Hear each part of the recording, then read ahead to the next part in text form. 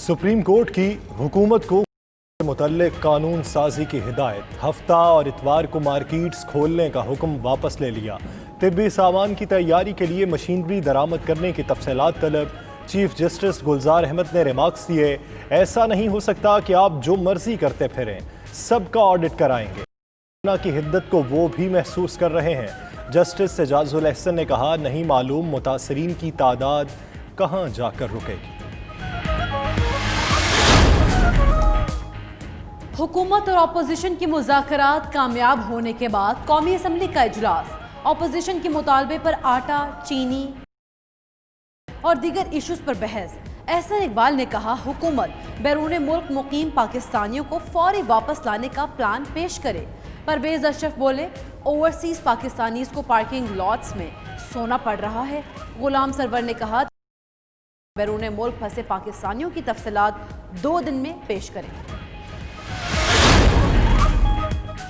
शहबाज शरीफ के खिलाफ और आमदन से जायद असासाजात केस में बड़ी पेशरफ। ज़राए के मुताबिक नैब लाहौर ने क्वेरी में शहबाज शरीफ के दामाद हारून यूसुफ और भतीजी आसमा डार को भी शामिल तफ्तीश कर लिया। माजी में अवाम को बेदर्दी से लूटा गया। मुराद सईद का कहना है, जरदारी और शरीफ खानदानों ने सियासत को मुआशी फवाइद के लिए इस्तेमाल किया। मुराद अली शाह जरदारी के सहूलतकार बने हुए थे।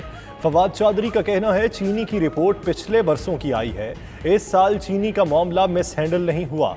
हमारे इदारे लूटा हुआ पैसा वापस लाने में नाकाम हो गए।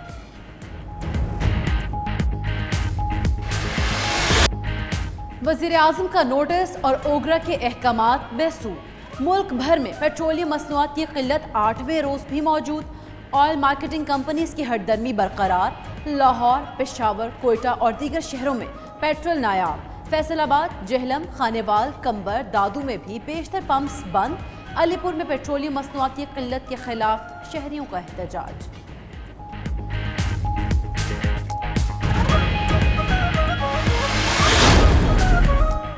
ओगरा और वजारत पेट्रोलियम ने पेट्रोल की किल्लत की जिम्मेदारी अवाम और कम कीमत पर डाल दी। पेट्रोलियम मसनूआत की मसनूई बहरान की इब्तदाई रिपोर्ट तैयार। ज़राए के मुताबिक रिपोर्ट में ऑयल मार्केटिंग कंपनीज को क्लीन चिट दे दी गई। अवाम ने पेट्रोल सस्ता होने के बायस ज़रूरत से ज़्यादा खरीदा। 2 रोज़ में पेट्रोलियम बहरान ख़त्म हो जाएगा।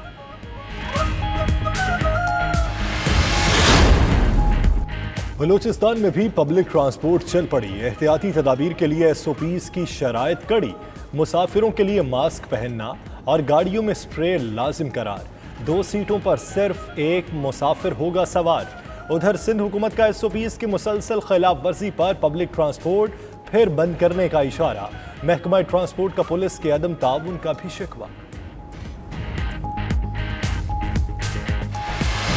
चौधरी परवेज इलाही और मुनस इलाही की वज़ीर आला उस्मान बुज़दार से मुलाकात। बाहमी दिलचस्पी के उमूर, कोरोना सूरत हाल और फलाही इक़दामात पर तबादला ख्याल। पंजाब असम्बली के बजट इजलास को अहसन तरीके से चलाने पर इत्तफाक। वज़ीर आला ने कहा, काफ लीग इत्तहादी है, साथ लेकर चलेंगे। गुस्ताखाना किताबों पर पाबंदी के लिए कोशिशों पर परवेज इलाही को खिराज तहसीन भी पेश किया।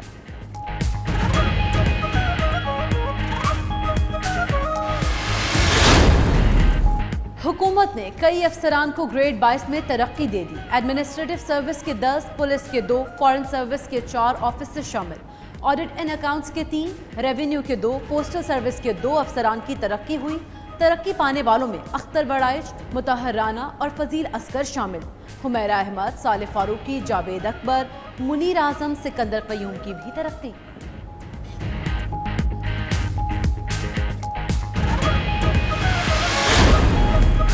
पाकिस्तान क्रिकेट टीम के साबिक कप्तान सलीम मलिक ने PCB में जवाब जमा करा दिया। सलीम मलिक का कहना है, पाकिस्तान क्रिकेट बोर्ड को तफसीली जवाब दे दिया। जो स्क्रिप्ट भेजा है वो मुकम्मल झूठ है। उन्होंने 8 साल केस लड़ा तो ये सब अदालतों में क्यों पेश नहीं किया।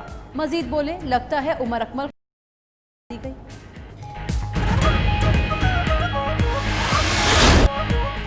और اداکار فواد خان 2020 کے 100 پرکشش ترین چہروں کے لیے نامزد. معروف ویب سائٹ نے فواد خان کے ساتھ دنیا کی دیگر کئی شوبز اور سپورٹس شخصیات کو بھی فہرست میں شامل کیا.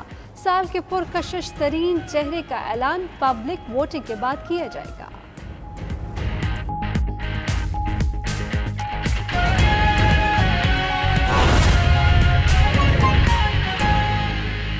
عمران خان پاکستان میں مافیا کو لگام دے گا, پاکستان میں مافیا کا خاتمہ کرے گا.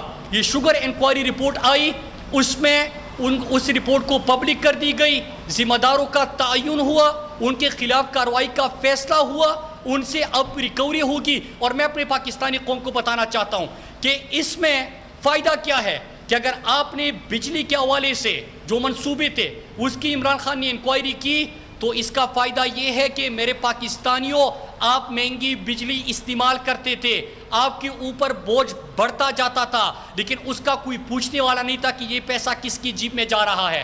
عمران خان نے اس کی انکوائری کی. اب آگے جا کے ایسے اس میں نظام کے اندر درستگی ہوگی کہ آپ کے بل کم آئیں گے. چینی کے حوالے سے یہ اقدامات کا فیصلہ 3 حوالوں سے ہوا. پہلا یہ کہ کس طرح عرصہ دراز سے یہ حکمران طبقہ اپنے شوگر ملوں کو سبسڈی دیتا آ رہا ہے تاکہ پاکستانی قوم کو پتہ چلے.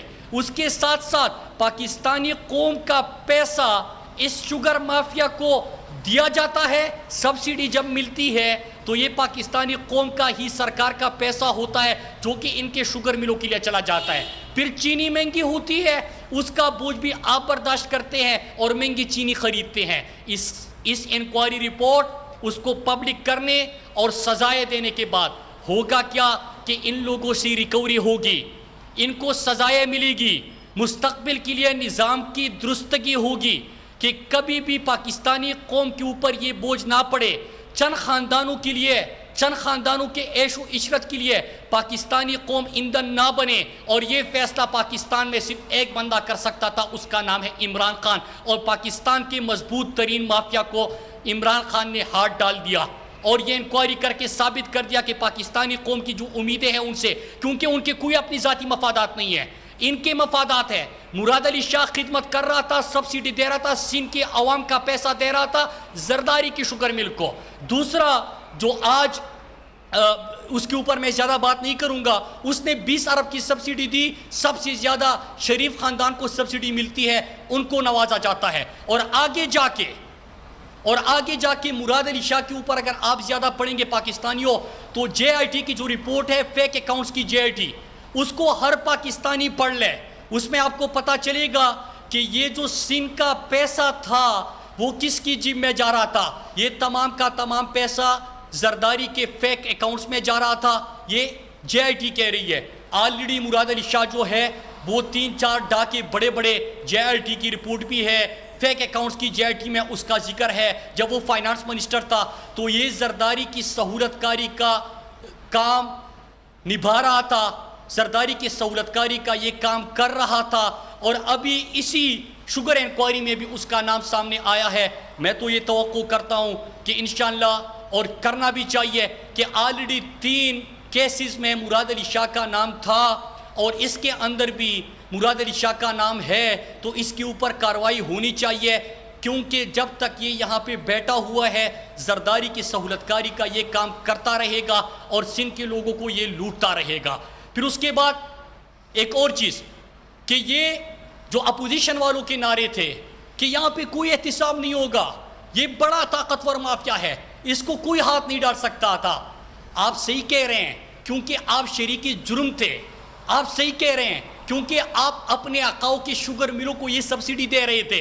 آپ صحیح کہہ رہے ہیں کیونکہ آپ چینی مہنگی کر کے عوام کے اوپر بوجھ ڈال کے عوام کو ان کے شوگر ملوں کے لیے ایندھن کے طور پہ استعمال کر کے, چھوٹے کسان کو استعمال کر کے اپنے آقاؤں کو فائدہ پہنچا رہے تھے. لیکن عمران خان اسی لیے یہ فیصلہ کر سکتا ہے کہ جب وہ پرائم منسٹر بنا, سب سے پہلے یہ انہوں نے تو کبھی عوام کا نہیں سوچا. عمران خان نے سب سے پہلے کیا فیصلہ کیا کہ میں عوام کے پیسے کا تحفظ کروں گا, جنہوں نے پاکستانی قوم کو لوٹا ہوا ہے ان کا احتساب کروں گا. اور یہ نیا پاکستان ہے وہ اپنا وعدہ پورا کر دیا. پاکستانی قوم کے پیسے کو اتنا بچایا کہ پرائم منسٹر ہاؤس میں نہیں اپنے ذاتی بنیگالہ کے گھر میں پرائم منسٹر عمران خان رہتے ہیں. اگر آپ ان کے جو شریف خاندان تھا ان کو دیکھے تو شریف خاندان کے 5 کیمپ آفیسز بھی, اپنا ذاتی رائیونٹ کا گھر بھی کیمپ آفس, نااہل ہونے کے بعد رائیونٹ کو پھر کیمپ آفس ڈکلیئر کیا جاتا ہے شہباز شریف کی طرف سے.